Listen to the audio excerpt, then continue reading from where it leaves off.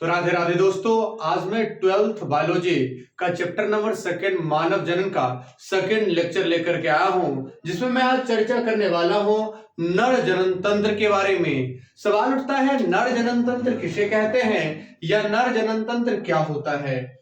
नर जनन तंत्र क्या होता है आप सुने होइएगा। अंगों के समूह को अंग तंत्र कहा जाता है, अर्थात नर जनन तंत्र है, अर्थात इसमें युग्मक का निर्माण होगी तो मानव के वे अंग या अंगों का समूह जिसमें शुक्राणु का निर्माण या शुक्राणु निर्माण में वे अंग सहायक होते हैं उसे नर जनन तंत्र कहते हैं। मानव के वे अंग या अंगों का समूह जो शुक्राणु निर्माण में सहायक या शुक्राणु निर्माण के लिए आवश्यक होते हैं उसे हम नर जनन तंत्र कहते हैं। और जो मादा युग्मक अर्थात अंडाणु के निर्माण के लिए आवश्यक होगी वो या सहायक होगी, आवश्यक होगा वह सहायक होगा, उसे मादा जनन तंत्र कहते हैं। तो आज मादा जनन तंत्र के बारे में डिस्कस नहीं करेंगे, आज डिस्कस की जाएगी नर जनन तंत्र के बारे में। आज डिस्कशन की जाएगी नर जनन तंत्र के बारे में। तो यह है नर जनन तंत्र का चित्र। इसके बाद मैं टोटल समझाऊंगा भी, इसके आगे भी चलेंगे, चर्चाएं होंगी इन डिटेल इन डेप्थ। अगर आपने इसका इंट्रोडक्शन नहीं देखा है तो लिंक डिस्क्रिप्शन में दिया गया है, जाकर के आप पहले देखिए और फिर आकर के इस वीडियो को देखिए, बहुत बेहतर समझ आएगी। तो चलिए बिना देर किए हुए आज की वीडियो की शुरुआत करते हैं और आज आपको हम बताते हैं नर जनन तंत्र का मुख्य भाग कौन कौन सा है। नर जनन तंत्र का मुख्य भाग वृषण कोश या पोता, वृषण, वृषणजालक, शुक्रवाहिका, अधिवृषण, शुक्रवाहक, मूत्राशय, शुक्राशय, प्रोस्टेट ग्रंथि, काउपर ग्रंथि, स्खलन वाहिनी, मूत्र मार्ग, शिश्न, शिश्न मुंड और आखिरी में वीर्य। इसका भाग तो नहीं है लेकिन शुक्राणु जो बाहर निकलता है वो वीर्य के साथ ही बाहर निकलती है। तो इन तमाम बिंदुओं को बढ़ने के बाद आपको वीर्य के बारे में भी पढ़ाई जाएगी। तो चलिए सबसे पहले आप लोकेशन देखिए, कौन कौन सा भाग कहां कहां स्थित होता है। तो सबसे पहले नर जनन तंत्र, कोई नर पुरुष है उसमें नर जनन तंत्र कहां उपस्थित होता है? तो नर जनन तंत्र श्रोणि क्षेत्र में उपस्थित होता है। शरीर को टोटल 4 भागों में बांटा जाता है। यहां से ऊपर वाले को सिर कहते हैं, ये गर्दन वाले भाग को ग्रीवा कहा जाता है, ग्रीवा से नीचे छाती तक के भाग को वक्ष, जिसे ग्रीवा से लेकर के नीचे और छाती तक के भाग को वक्ष कहा जाता है, उसके नीचे उदर और उदर के नीचे के भाग को श्रोणि क्षेत्र कहा जाता है, उदर के नीचे के भाग को श्रोणि क्षेत्र कहा जाता है। नर जनन तंत्र नर के श्रोणि क्षेत्र में स्थित होता है।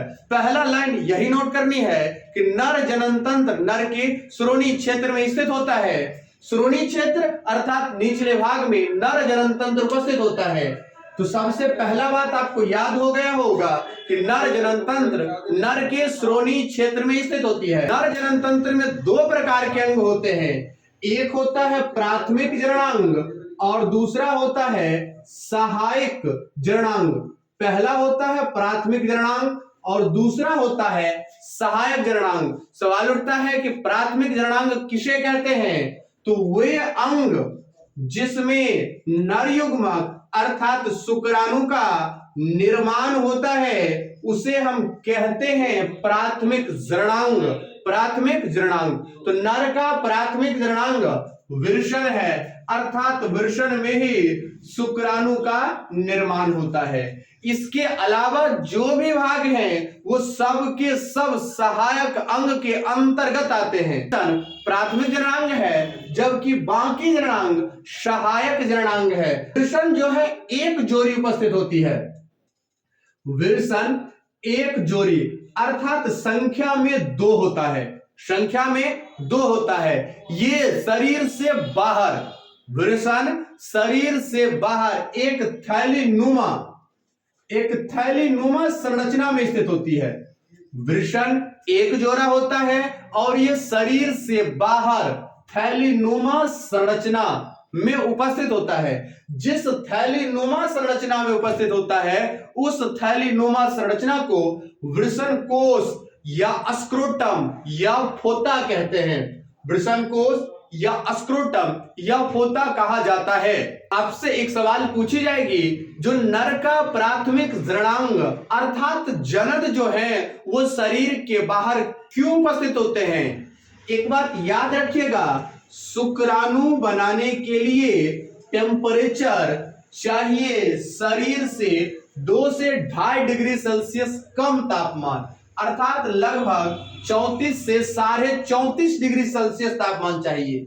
हमारे बॉडी का टेम्परेचर 37 डिग्री सेल्सियस होता है। शुक्राणु बनाने के लिए 34 से 34.5 डिग्री सेल्सियस बेहतर होता है, लेकिन हमारे बॉडी का टेम्परेचर 37 डिग्री सेल्सियस होता है। अगर किसी कारणवश वृषण अगर शरीर के अंदर रह जाता है, जिससे वृषण गोपनीयता नामक रोग उत्पन्न होता है, क्रिप्टोकॉइडिज्म नामक रोग वृषण के उदर गुहा में रह जाने के कारण उत्पन्न होता है, तो उसमें टेम्परेचर बॉडी का ज्यादा होता है, शुक्राणु निर्माण नहीं होती है।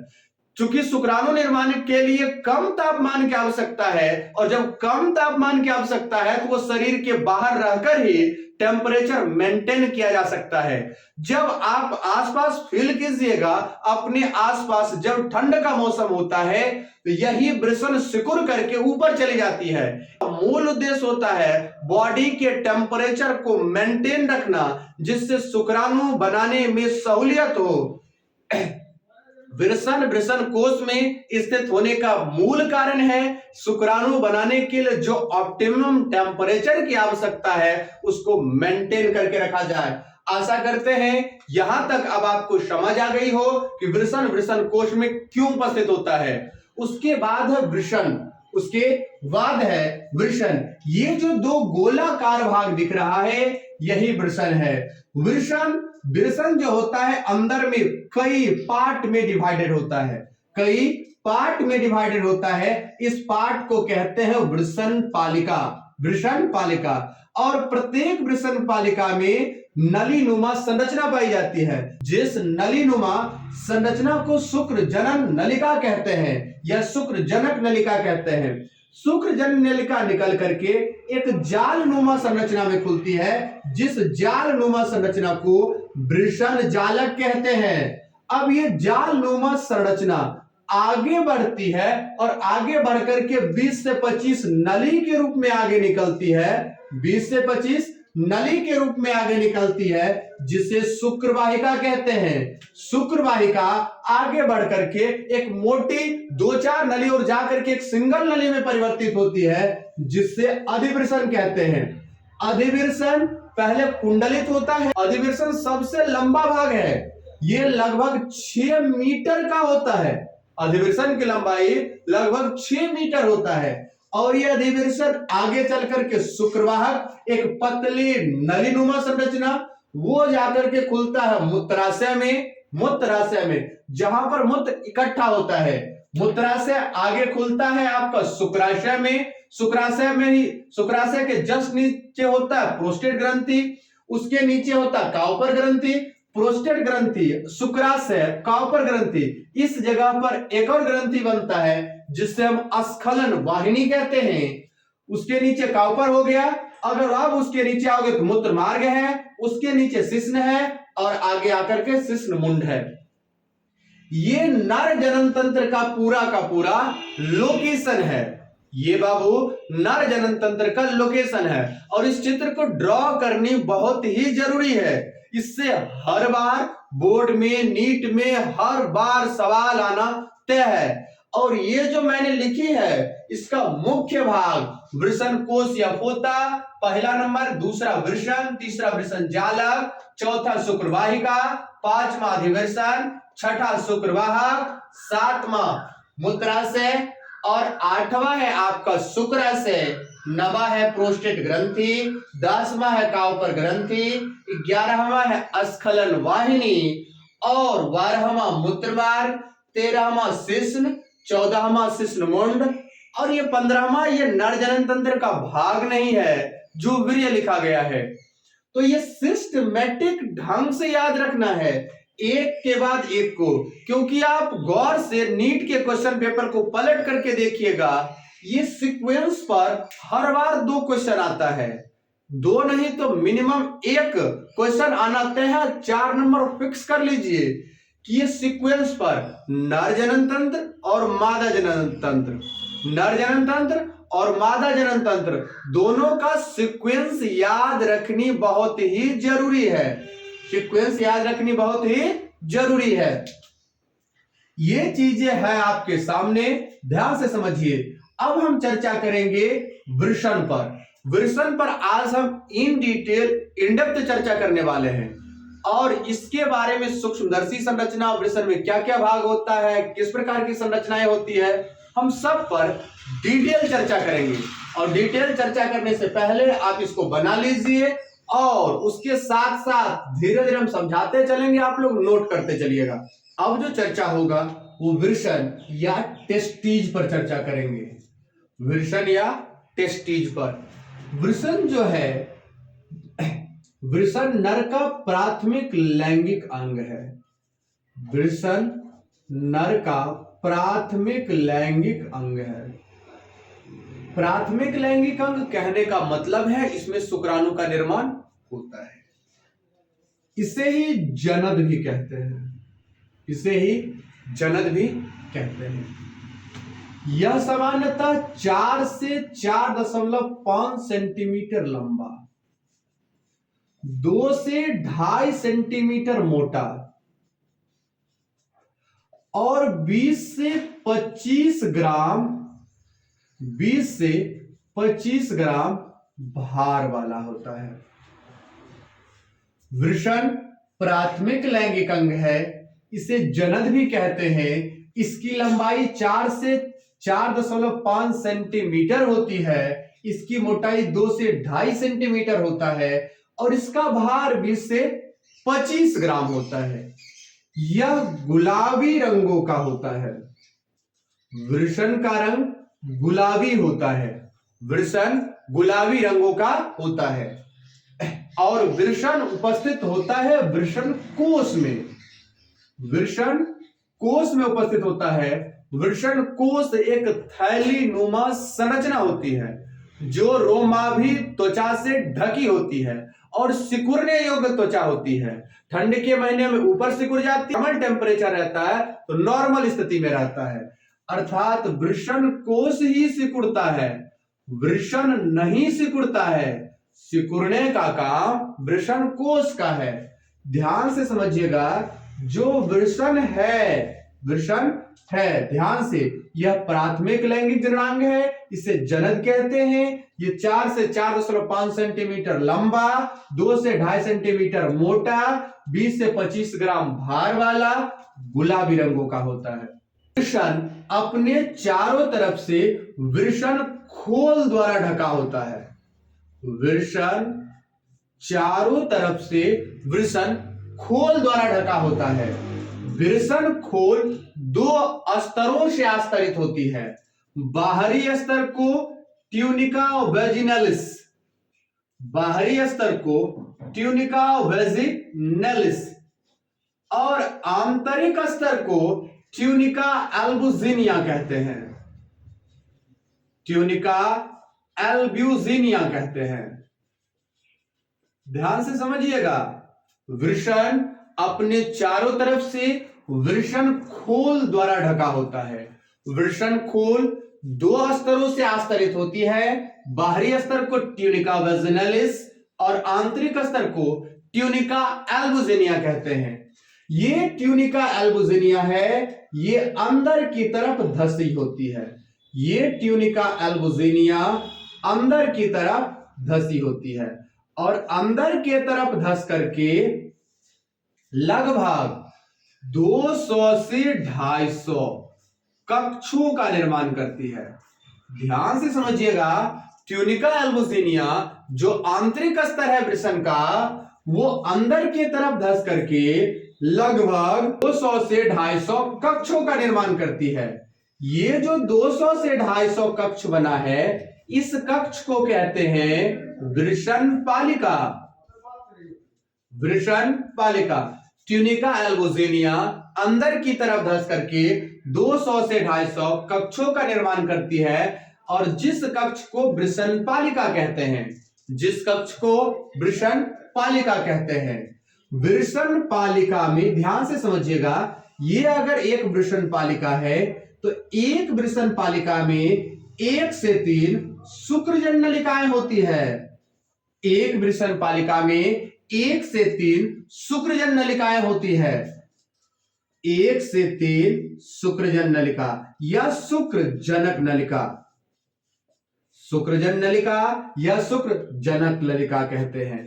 शुक्रजन नलिकाओं के बीच जो खाली स्थान होता है उसे अंतराली अवकाश कहते हैं। इसे अंतराली अवकाश कहते हैं। इस अंतराली अवकाश में कुछ कोशिकाएं पाई जाती है।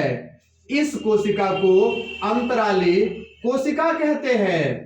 अंतराली अवकाश में बहुत सारे कोशिका पाई जाती है, जिसे हम अंतराली कोशिका कहते हैं। आशा करते हैं यहां तक क्लियर हो गया होगा, यहां तक क्लियर हो गया होगा।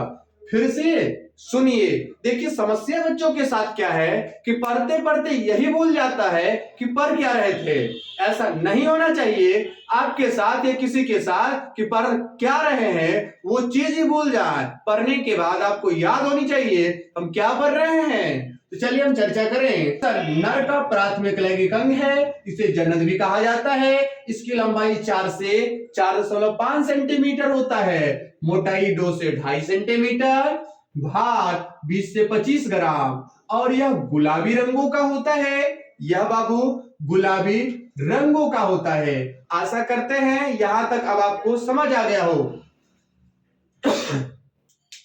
जब वृषण की सूक्ष्मदर्शी संरचना का अध्ययन करते हैं तो मैंने आपको बताया कि वृषण खोल द्वारा ढका होता है। वृषण खोल द्वारा ढका होता है। वृषण खोल 2 स्तरों से आस्तरित होती है। बाहरी स्तर को ट्यूनिका वेजिनलिस, आंतरिक स्तर को ट्यूनिका एल्बोजेनिया कहते हैं। बाहरी स्तर को ट्यूनिका वेजिनलिस और आंतरिक स्तर को ट्यूनिका एल्बोजेनिया कहते हैं। ये जो ट्यूनिका एल्बोजेनिया आंतरिक स्तर है, ये अंदर की तरफ धंस करके 200 से 250 कक्षों का निर्माण करती है, जिसे वृषण पालिका कहते हैं। प्रत्येक वृषण पालिका में 1 से 3 शुक्रजन नलिका होती है। प्रत्येक वृषण पालिका में 1 से 3 शुक्रजन नलिका होती है। शुक्रजन नलिका के बीच जो खाली स्थान होता है उसे अंतराली अवकाश कहते हैं। अंतराली अवकाश में पाए जाने वाले कोशिका को अंतराली कोशिका कहते हैं। आशा करते हैं यहां तक अब आपको समझ आ गया हो। अब डिटेल इन डेप्थ और आपको चलिए गहराई में ले चलते हैं।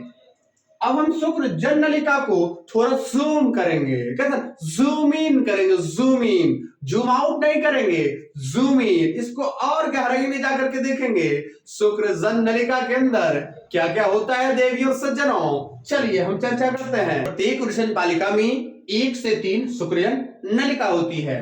ध्यान से देखिए, प्रत्येक शुक्रजन नलिका 2 स्तरों से आस्तरित होती है। प्रत्येक शुक्रजन नलिका 2 स्तरों से आस्तरित होती है। सबसे बाहरी स्तर को ट्यूनिका प्रोपेरिया या आधार कला कहते हैं।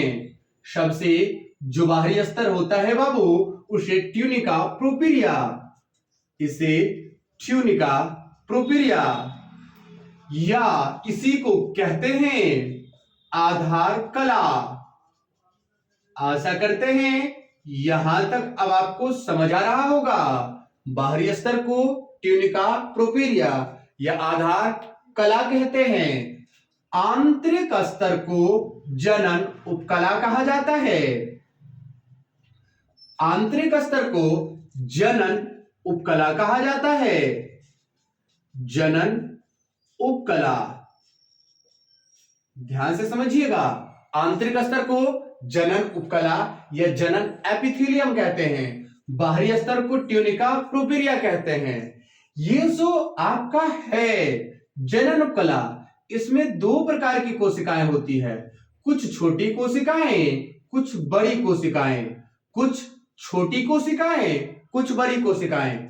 ये जो बड़ी कोशिका है इसको कहते हैं सर्टोली कोशिका या आलंबक कोशिका। बड़ी कोशिका को सर्टोली कोशिका या आलंबक कोशिका या नर्स कोशिका कहते हैं। ये बाबू बड़ी कोशिका को सर्टोली कोशिका या आलंबक कोशिका या नर्स कोशिका कहते हैं। ये कटी फटी होती है, ये कटी फटी होती है। जो छोटी कोशिका है ये तो बड़ा कोशिका हुआ। उसके बाद जो छोटी कोशिका है उसे कहते हैं नरजर्म कोशिका।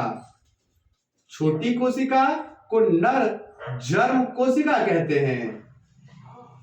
आशा करते हैं यहां तक अब आपको क्लियर हो गया हो, यहां तक क्लियर हो गया होगा। फिर से सुनिए, शुक्रजन नलिका दो स्तरों से आस्तरित होती है, दो स्तरों से आस्तरित। बाहरी स्तर को ट्यूनिका प्रोपेरिया या आधार कला, आंतरिक स्तर को जनन उपकला या जनन एपिथेलियम कहते हैं। जनन उपकला में दो प्रकार की कोशिकाएं होती है, ज्यादातर छोटी कोशिकाएं, कुछ बड़ी कोशिका। छोटी कोशिका को नरजर्म कोशिका और बड़ी कोशिका को सर्टोली कोशिका या आलंबक कोशिका या नर्स कोशिका कहते हैं। नर्स कोशिका कटी फटी होती है, नर्स कोशिका कटी फटी होती है। चलिए कुछ और चीजों पर हम डिस्कस कर ही दे अब आपको। चलिए कुछ और चीजों पर in detail in depth discuss हो ही जाए।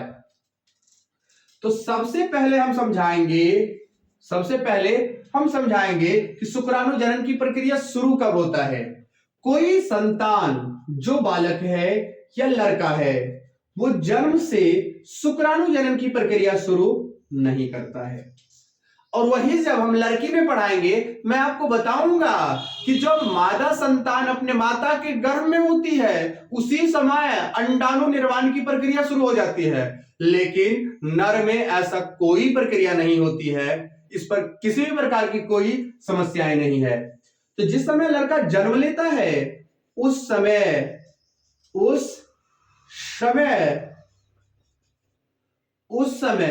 तो इसमें जनन की प्रक्रिया शुरू नहीं होता है। जनन की प्रक्रिया शुरू होता है जब कोई लड़का 13 से 15 वर्ष का होता है। जब कोई लड़का 13 से 15 वर्ष का होता है तब उसमें जनन की प्रक्रियाएं शुरू होता है, अर्थात शुक्राणु जनन शुरू होता है।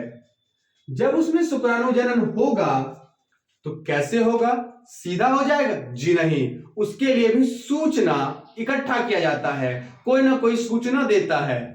बिना सूचना का कोई काम नहीं होता है। जैसे आप तक कोई सूचना पहुंचाना होता है, अभी के समय में मैसेज कर दिया जाता है, या व्हाट्सएप हो, नॉर्मल मैसेज हो, या फोन कॉल करके आपको किसी चीज के बारे में बता दी जाती है।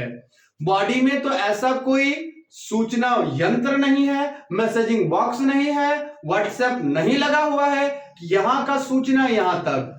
जी हां, इससे भी एडवांस टेक्नोलॉजी हमारे बॉडी में है और उस एडवांस टेक्नोलॉजी को हम कहते हैं हार्मोन।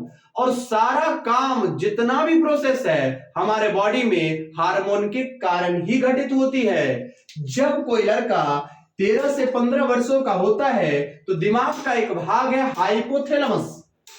दिमाग का एक भाग है हाइपोथैलेमस।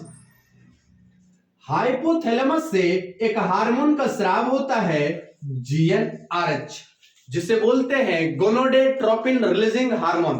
Gonadotropin releasing hormone. जब कोई नर संतान 13 से 15 सालों का होता है उसके मस्तिष्क के हाइपोथैलेमस से एक GnRH हार्मोन का स्राव होता है। और हमारे मस्तिष्क के अग्रभाग में एक ग्रंथि पाई जाती है जिसे कहते हैं पीयूष ग्रंथि। पीयूष ग्रंथि 3 भागों में बटी होती है, अग्र पीयूष ग्रंथि, मध्य पीयूष ग्रंथि और पश्च पीयूष ग्रंथि। अग्र पीयूष ग्रंथि जो है आपका उसके पास आया GnRH। पीयूष ग्रंथि के पास GnRH आता है, गोनाडोट्रोपिन रिलीजिंग हार्मोन आता है और इससे दो हार्मोन का स्राव करवाता है। एक हार्मोन है LH और एक है FSH। एक है LH, दूसरा है FSH। LH को कहते हैं ल्यूटिनाइजिंग हार्मोन, FSH को कहते हैं फॉलिकल स्टिमुलेटिंग हार्मोन।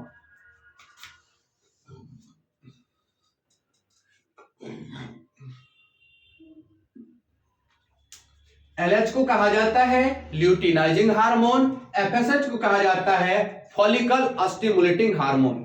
LH को एक और नाम देते हैं ICSH, interstitial cell stimulating hormone, अंतराली कोशिका उत्प्रेरक हार्मोन, अंतराली कोशिका प्रेरक हार्मोन या उत्प्रेरक hormone, interstitial cell stimulating hormone, LH या ICSH।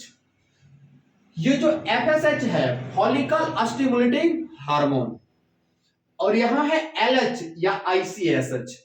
ये LH या ICSH ये पीयूष ग्रंथि स्राव करता है और ये आ जाता है अंतराली कोशिका के पास। ये आता है बाबू अंतराली कोशिका के पास, और अंतराली कोशिका से स्रावन करवाता है एक हार्मोन जिसे बोलते टेस्टोस्टेरोन। LH या ICSH ये आता है अंतराली कोशिका के पास और इससे स्रावन करवाता है टेस्टोस्टेरोन नामक हार्मोन का। यही टेस्टोस्टेरोन नामक हार्मोन को नर हार्मोन कहते हैं। यह हार्मोन सबसे पहले द्वितीयक लैंगिक लक्षण को जन्म देता है। द्वितीयक लैंगिक लक्षण, नर में क्या द्वितीयक लैंगिक लक्षण है कि दाढ़ी मूंछ का आ जाना, कंधा का चौड़ा होना, आवाज का भारी होना, ये सब चीजें जब दिखने लगे तो समझ जाइए उसमें टेस्टोस्टेरोन का स्राव हुआ। ये मूल काम नहीं है, ये सेकेंडरी वर्क है, मूल काम तो कुछ और है। दूसरा जो FSH हार्मोन का स्राव हुआ था ये भी आएगा। कहोगे कहां आएगा सर? तो ये आएगा अब सर्टोली कोशिका के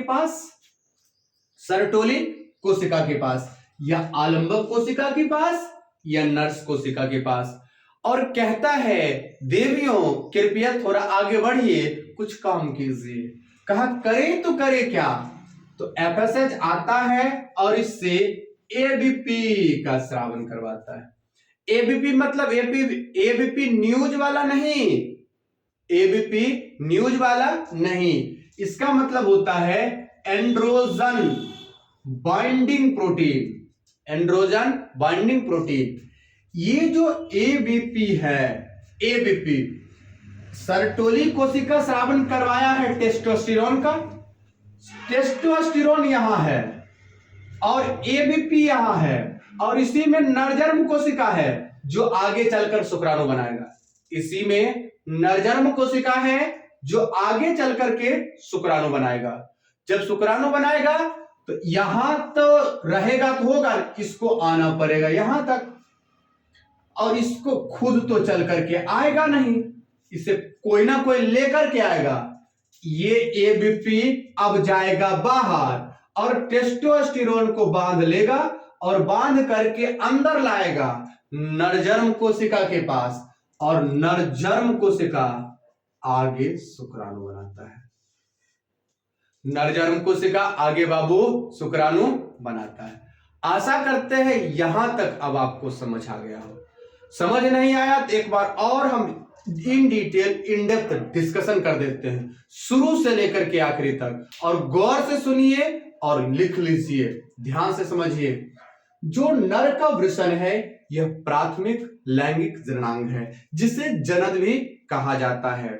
यह सामान्यतः 4 से 4.5 सेंटीमीटर लंबा, 2 से 2.5 सेंटीमीटर मोटा और 20 से 25 ग्राम भार वाला होता है। इससे 25 ग्राम भार वाला होता है। इसकी सूक्ष्मदर्शी संरचना पर चर्चा करें तो वृषण चारों ओर से वृषण खोल द्वारा ढका होता है और यह गुलाबी रंगों का होता है।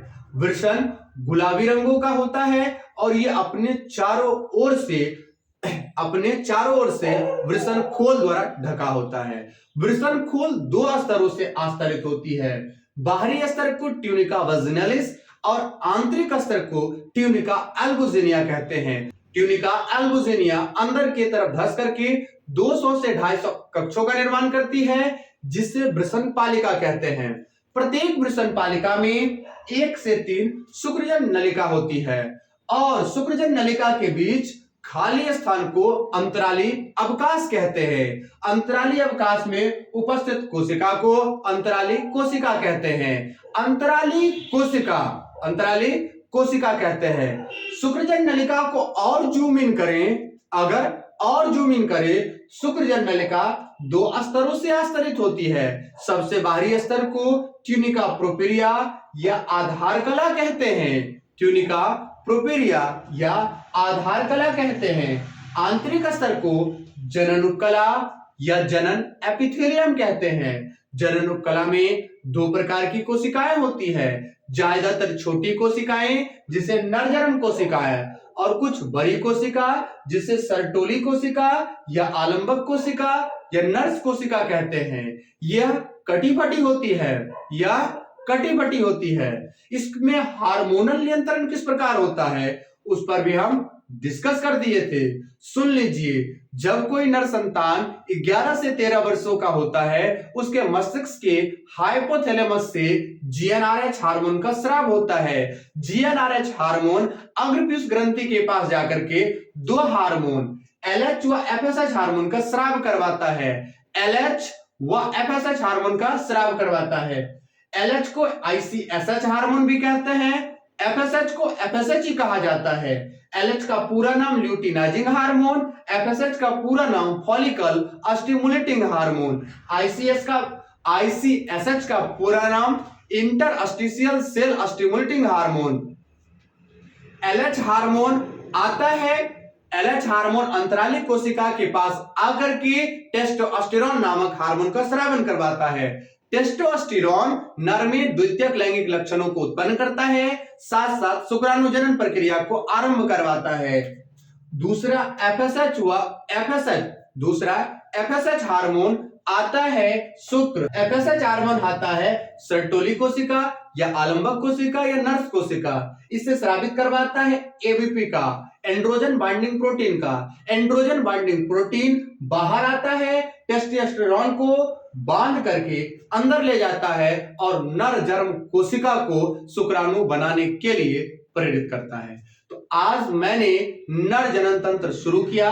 नर जनन तंत्र का भाग कहां कहां पर है, उसका चित्र क्या है, यहां पर चर्चाएं की और उसका 2 भाग, एक वृषण कोश और दूसरा वृषण और वृषण की सूक्ष्मदर्शीय संरचना पर मैंने इन डिटेल इन डेप्थ चर्चाएं की है।